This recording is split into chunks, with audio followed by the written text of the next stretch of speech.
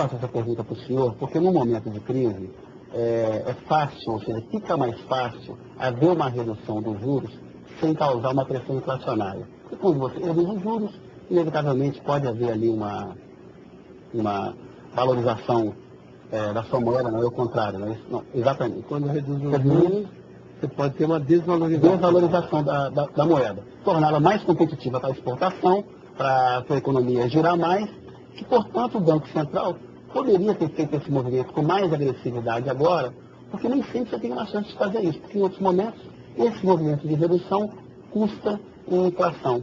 Você concorda com essa avaliação? Olha, essas questões são muito difíceis de avaliar, né? Porque quando você está no meio do tiroteio, está acontecendo uma crise internacional, tem bancos estrangeiros do tamanho que nós conhecemos quebrando ou perdendo o valor violentamente, né? Então você tem que ser muito cauteloso. Talvez os bancos centrais, eles são um pouco mais conservadores, porque é da sua natureza. Se pegar um DNA de qualquer banco central, vai dizer, tem o sujeito, peraí, vamos tomar cuidado, vamos lá, e tal. Então, está no DNA dos bancos centrais. O Ministério da Fazenda, em geral, um pouco mais arrojado, etc. Então, digamos, cada um faz o seu papel. Eu prefiro não julgar a atuação do Banco Central e, como eu te disse, no balanço, o resultado é muito positivo. Eles podem ter errado em algum momento, eu posso ter errado em outros momentos, mas corrigimos os erros e estamos indo bem. Você acha que o pior da crise já passou? Dá para falar isso?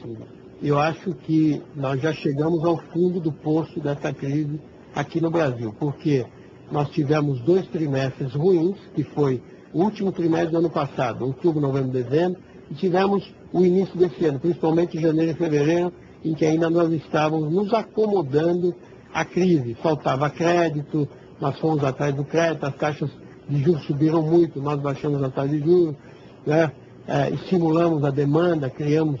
Então, nós já estamos recuperando a atividade econômica, setores que tinham se deprimido já estão se expandindo, e eu acredito que daqui para frente vai ser cada vez melhor para nós. Mas na quinta-feira, o senhor deu uma declaração de que o crescimento da economia em 2009 pode ficar entre 0% e 2%. Eu lembro que no começo da crise o presidente Lula falava em 4%, depois a equipe econômica fez uma revisão para 2%, e agora está entre 0% e 2%. Isso não significa que pode ser abaixo de 0%, pode ser negativo mesmo? Olha, quando começou a crise, ninguém sabia exatamente a sua magnitude. Você acha, bom, é uma crise passageira, uma crise localizada nos Estados Unidos, na Europa, eles que provocaram essa crise, vamos superá-la. Mas depois, quando você vê que os maiores bancos do mundo estão quebrando, que as economias avançadas estão afundando, que o desemprego está aumentando em massa, que o comércio internacional sofreu uma retração, aí você vê que os impactos serão maiores. Então, nós estávamos buscando um crescimento maior, mas tivemos que aceitar os fatos de que, por exemplo, as exportações brasileiras caíram. O nosso mercado é forte, mas o mercado lá fora é fraco.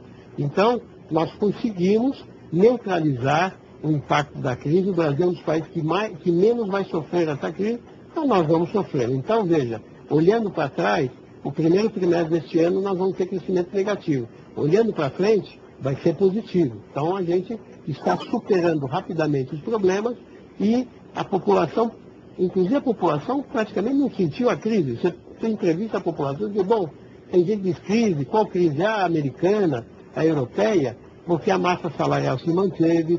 Houve muito desemprego, não, menina? Olha, você sabe que nós já estamos com criando mais empregos do que as demissões. Então, existe um indicador no governo chamado CAGED, que mede isso. Você vai ver que o próximo CAGED nós vamos ter mais contratações do que demissões. Houve demissões, evidentemente, houve também sazonalidade, você sabe. Final do ano, alguns setores emitem e tal. Foi um pouco mais, mas o Brasil será um dos poucos países que vai gerar emprego no ano de 2009. E as empresas se queixam muito do empossamento do crédito, sobretudo nos bancos privados.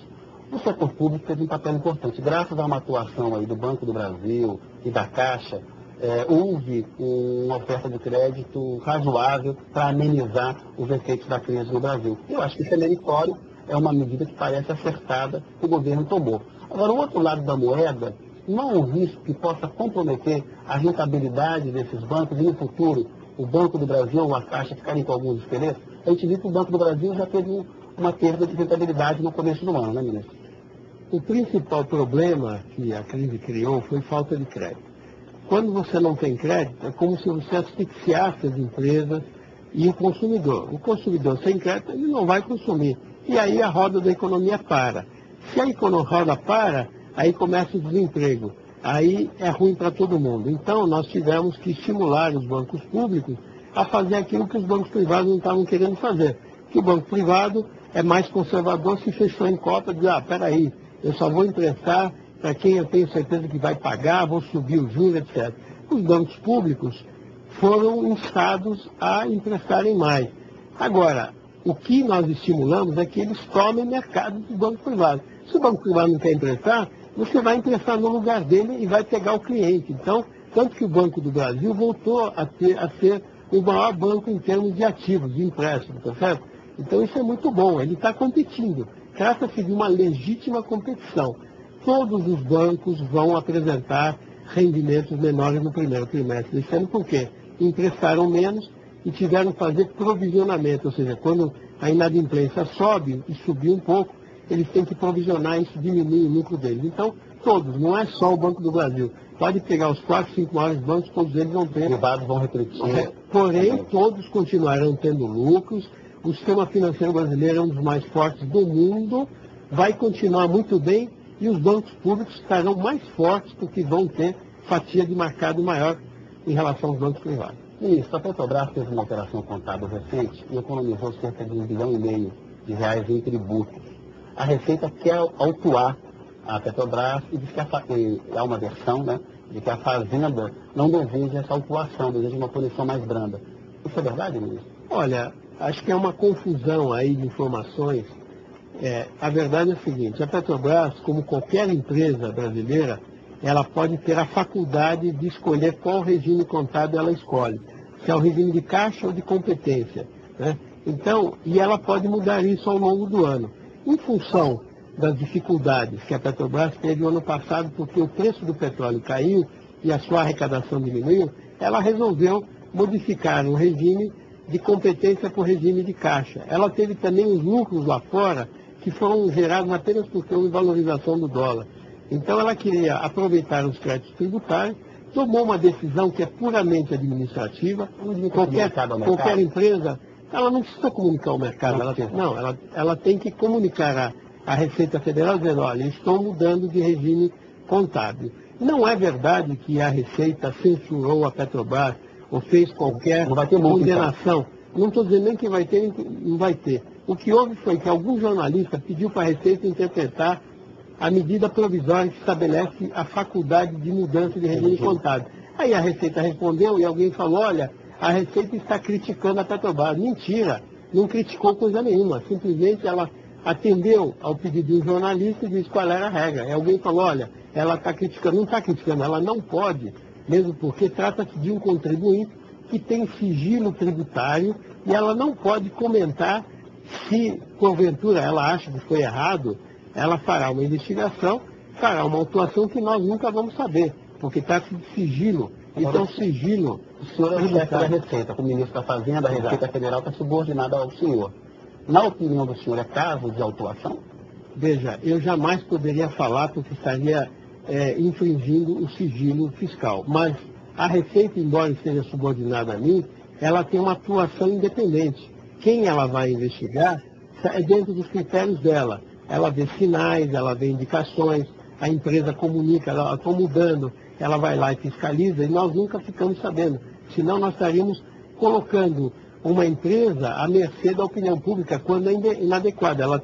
A Petrobras é uma empresa a maior que o Brasil tem ações na Bolsa do mundo, do Brasil do mundo. Qualquer informação mal dada poderia ser e também tem impacto. Então, veja bem, a Petrobras tomou uma decisão. É seguro que a Receita vai verificar se ela agiu certo ou se ela agiu errado. Se ela agiu errado, ela será autuada como qualquer empresa, ninguém escapa, será autuada. O senhor no conselho da Não tem problema, não tem problema. Eu, quando estou no conselho da Petrobras, eu sou conselheiro da Petrobras, eu sou ministro da Fazenda. Estou lá olhando se a Petrobras